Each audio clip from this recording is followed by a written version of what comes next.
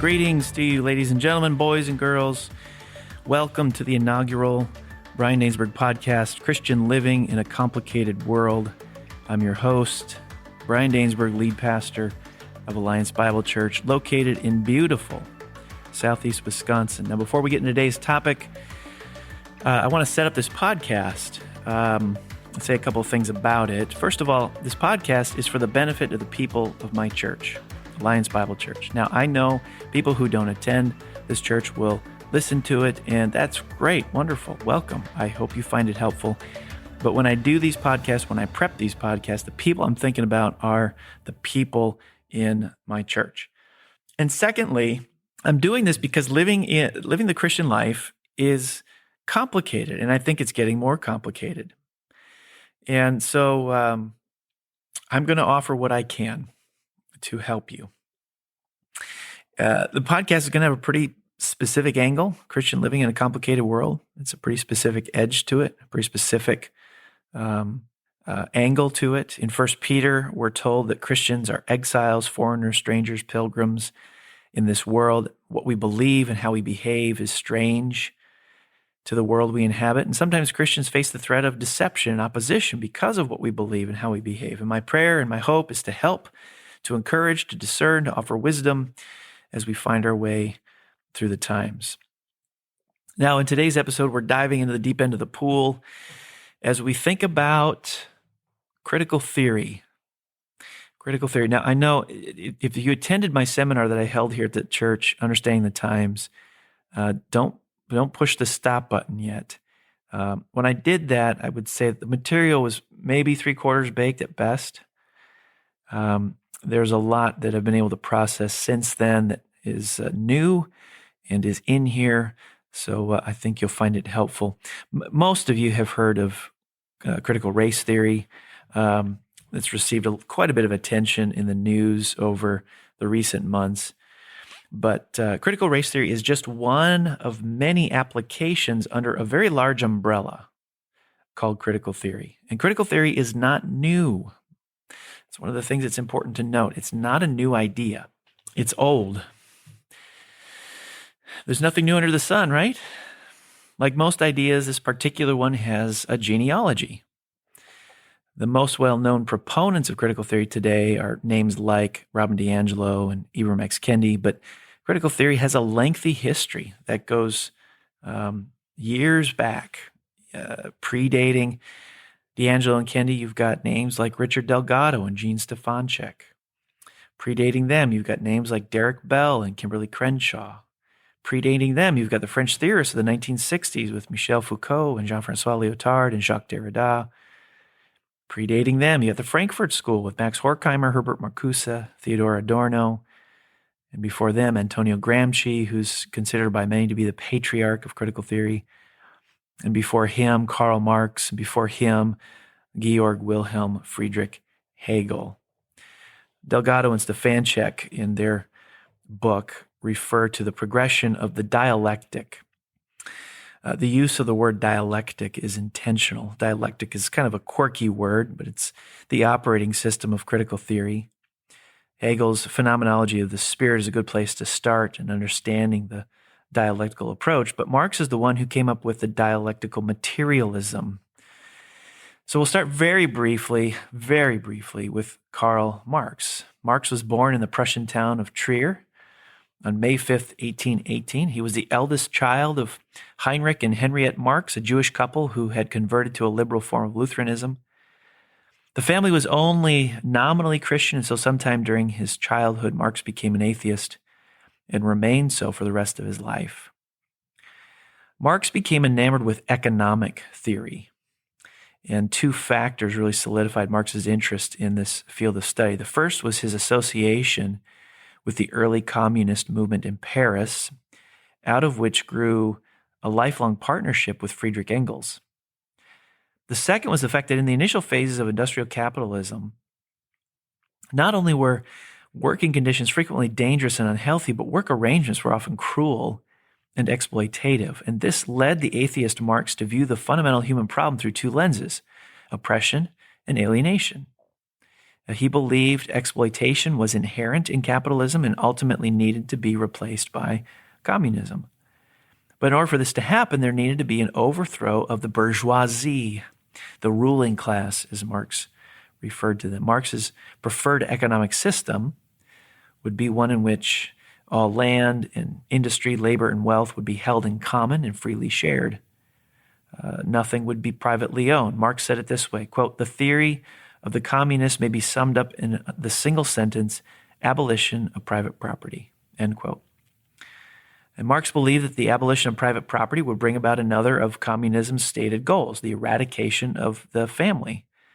Both Marx and Engels were aware that even the most radical flare-up at this infamous proposal of the communists, in other words, Marx and Engels knew that this proposal, the eradication of the family, would be controversial.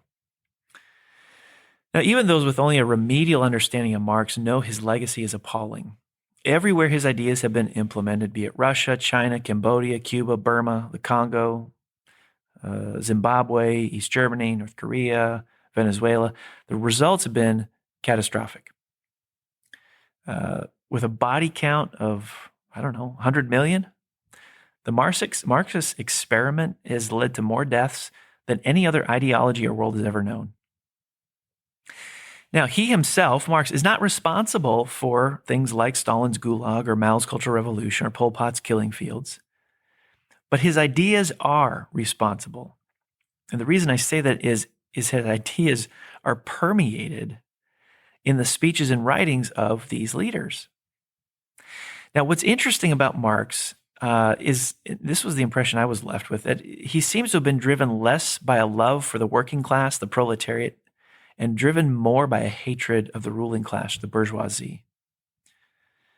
Despite having a lot to say about exploitation and oppression, he seems to have been more or less indifferent to human misery.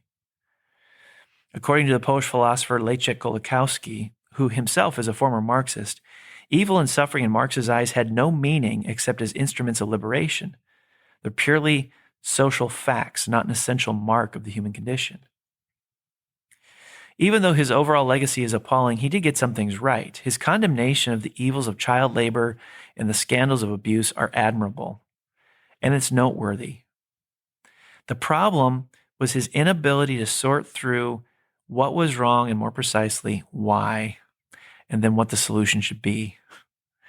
Now, Marx's influence is undeniable, and it's seen in his influence over Antonio Gramsci. The book by Delgado and Stefanchik explicitly refers to Antonio Gramsci's influence in shaping the critical theory movement. So who was this guy? Gramsci lived in the early 1900s. He was a founding member of the Italian Communist Party. He was imprisoned in 1926 by Benito Mussolini's fascist regime, and while in prison wrote copiously between 1929 and 1935. He was a sickly guy. He was in poor health. He died shortly after he was released. His writings have come down to us as his prison notebooks. They were in Italian. They were known to the critical theorists in the Frankfurt School. It's likely they were known to the French postmodern theorists of the 1960s. They weren't translated into English until 1970 at Notre Dame University. And they were translated by a team led by Joseph Buttigieg, who is the father of Mayor Pete Buttigieg. One of Gramsci's core theses, just so you understand how he thought about this stuff, is this quote from him. "Socialism is precisely the religion that must overwhelm Christianity. In the new order, socialism will triumph by first capturing the culture via infiltration of schools, universities, churches, and the media, by transforming the cultural consciousness of society." Gramsci is often credited as the long march through the institutions guy, even though he's not the one who called it that. He should be credited with the development of cultural Marxism. He's the one who came up with this idea of cultural hegemony. Cultural hegemony is like the operating system of a computer. It's the background assumptions, beliefs, ways of thinking which are taken as a given. Cultural hegemony is this invisible power that makes people feel like they have to go along with the culture, that they have to conform to the culture. But hegemonic power isn't exerted through violence or coercive means, according to Gramsci, but through the everyday practices of a well-intentioned society. And according to him, this power is exercised by institutions like the church and family, the media, law, education. These institutions were the means of cultural production. And in order to overthrow this cultural hegemony, you needed to seize the means of cultural production that is disseminated through institutions like church, family, media, law, education, etc.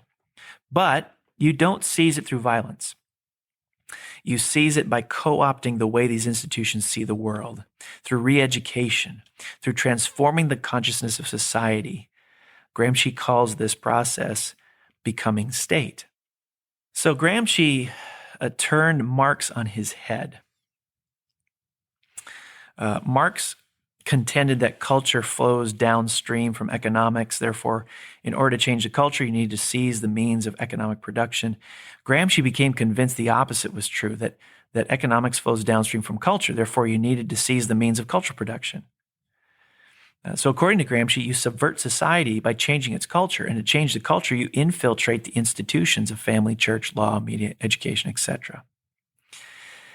Now, just to show you how this idea or this strategy has made its way into our current culture, there was a journal article written in 2016 by two critical theorists, two feminist scholars, Brianne Foss and Michael Karger.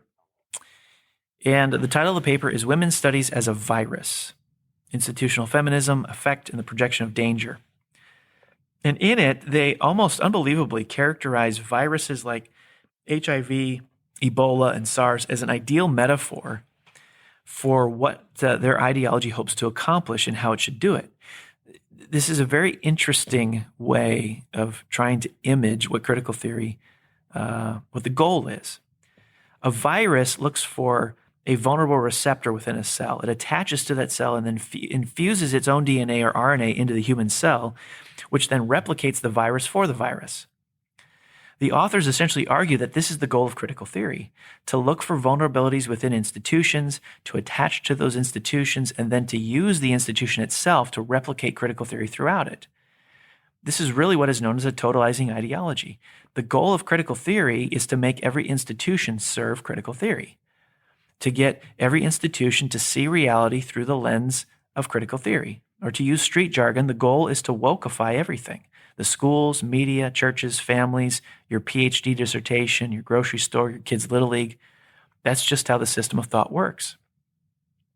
This is Antonio Gramsci being worked out in the modern day world. Socialism is precisely the religion that must overwhelm Christianity. In the new order, socialism will triumph by first capturing the culture via infiltration of schools, universities, churches, and the media, by transforming the consciousness of society. Next in this genealogical line is the Frankfurt School. And the origins of the Frankfurt School can be traced to the year 1923, when the radical Hungarian Marxist Georg Lukács was invited to chair a week-long symposium in Frankfurt, Germany. And out of this came a vision for a Marxist think tank and research center modeled after the Marx-Engels Institute in Moscow. And the center was originally to be called the Institute for Marxism, but obviously for public relations reasons, they chose a more benign name, the Institute for Social Research.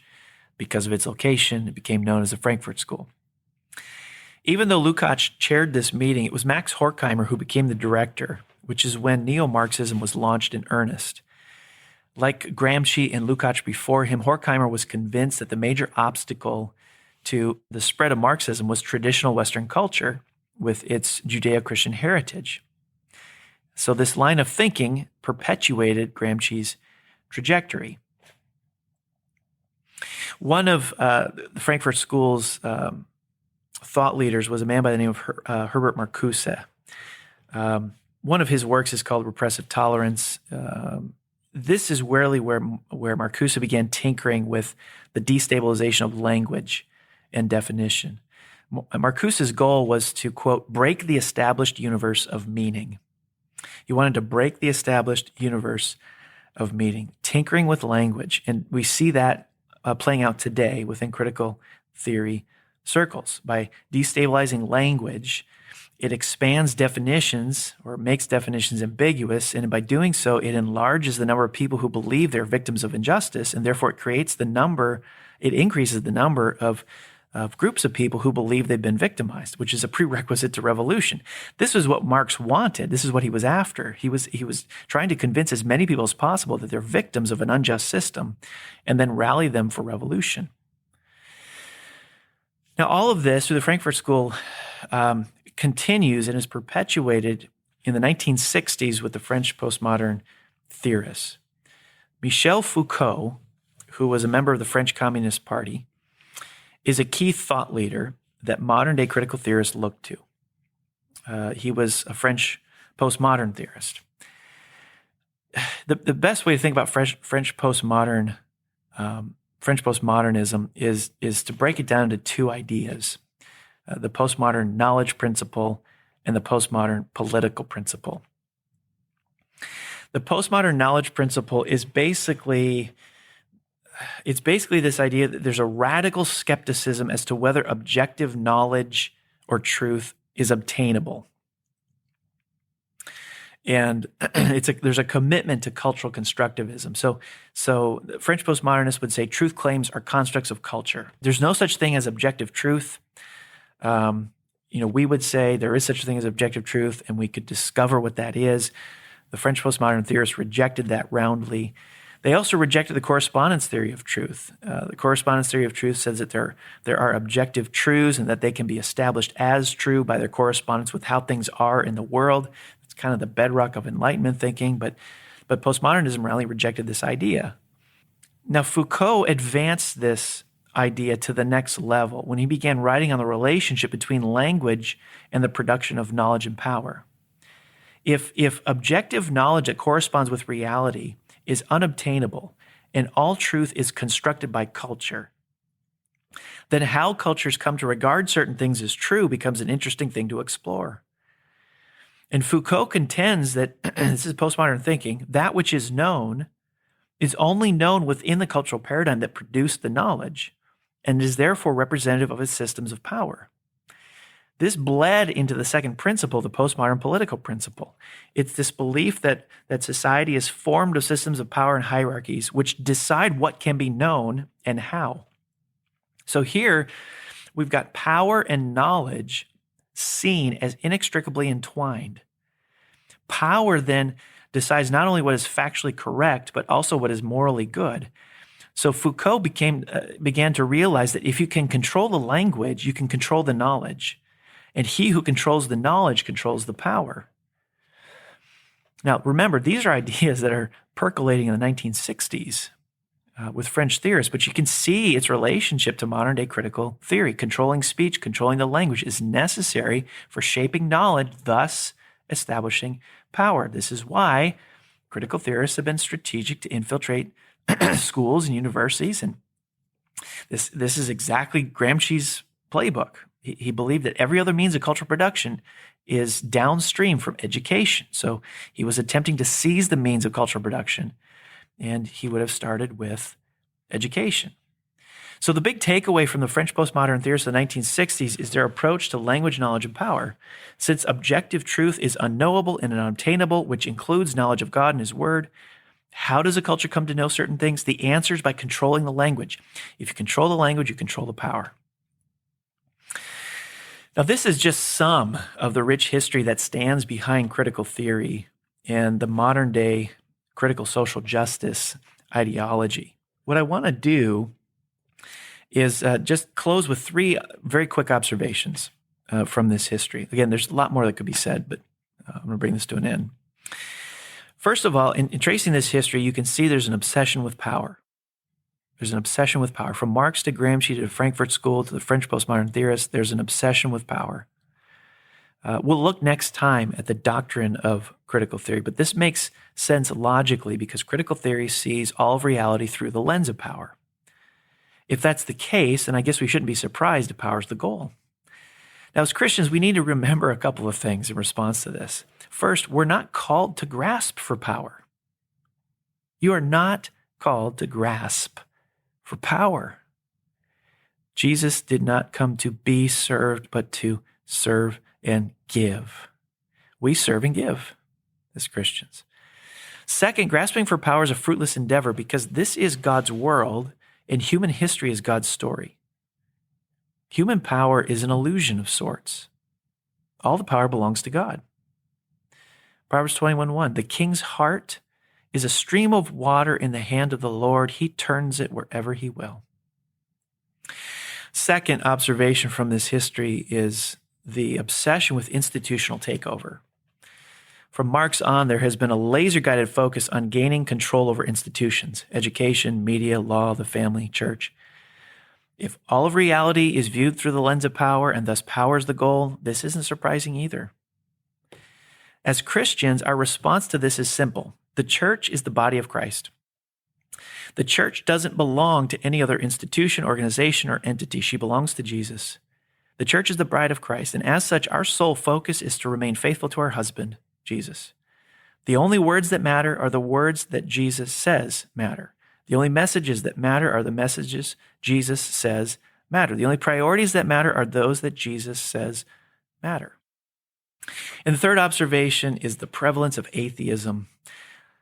Wow, from Hegel to Marx to Gramsci to Lukács to Horkheimer to Marcuse to Foucault, atheism dominates the landscape of critical theory. Now, obviously, worldviews steeped in atheism will be deeply problematic for Christians. There are numerous harmful implications that atheism bursts, and one of those, ironically, is the mistreatment of human beings. Marxism is responsible for the death of over 100 million human beings. So what starts for Marx as an attempt to correct the mistreatment of human beings ultimately results in the very thing he said he wanted to remedy.